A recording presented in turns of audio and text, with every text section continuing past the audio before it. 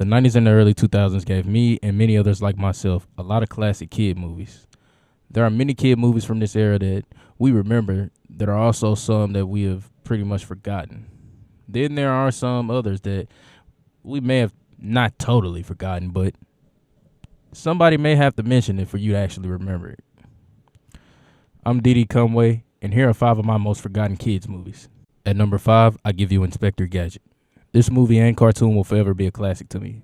Inspector Gadget is the story of a security guard who gets badly injured in an explosion caused by evil villain Dr. Claw. His body and limbs were then turned into state-of-the-art gadgets so that way he could live but also fight crime and bring down the evil Dr. Claw.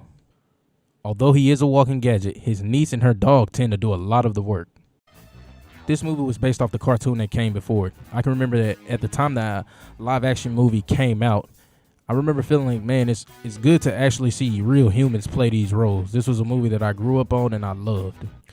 Granted, I waited till this shit came out on VHS to actually go watch. Like, yeah, it was good that they were bringing it to the movie theater, but I wasn't actually finna get out of my house to go watch it. That was just me. It was still a great movie, nevertheless, and I thought they were very spot on with Inspector Gadget's character. He was the Inspector Gadget that I saw in the cartoon. He was the klutz. He was the person that would get his gadgets wrong or malfunction at a weird time. That was Inspector Gadget, and they were spot on with his character. At number 4, I give you The Little Giants. The 90s produced so many feel-good kid sports movies. Mighty Ducks, Space Jam, The Big Green, and many more. Each sport had their own respective movie, and The Little Giants was the one for football. The movie follows the basic 90s kid sport movie blueprints. One team is extra great, and another team has a bunch of wannabes that want to play on the great team, but they can't because mostly they suck, and there's a dickhead coach for the great team. Wannabes, or the Little Giants in this case, take the liberty of starting their own team and getting a ragtag group of ass players together to kick the other team's ass. So many movies like this, Little Giants stuck out to me simply because I love the kid feel-good movies.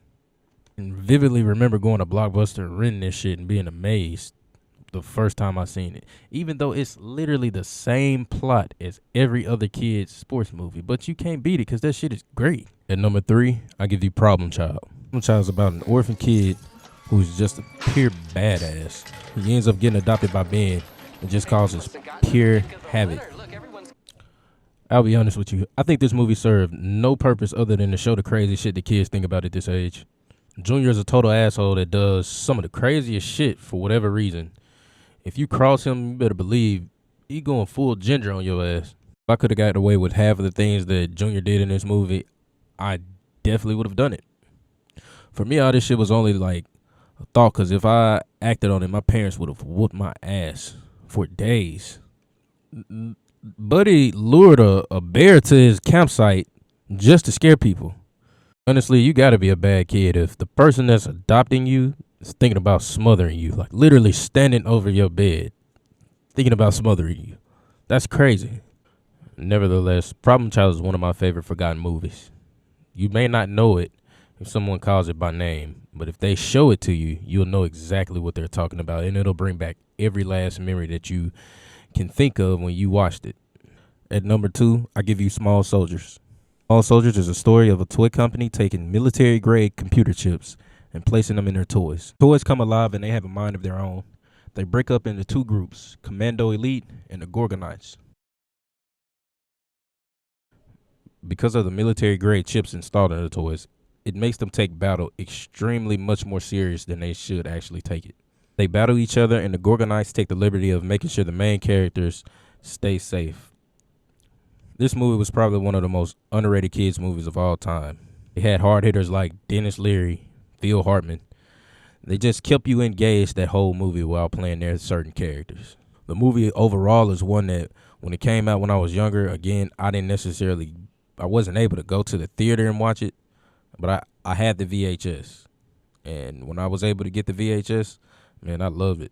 I already had the toys beforehand, so it just made it all that much better that I could watch it and have the action figure. My brother and I would play with the toys. We had them.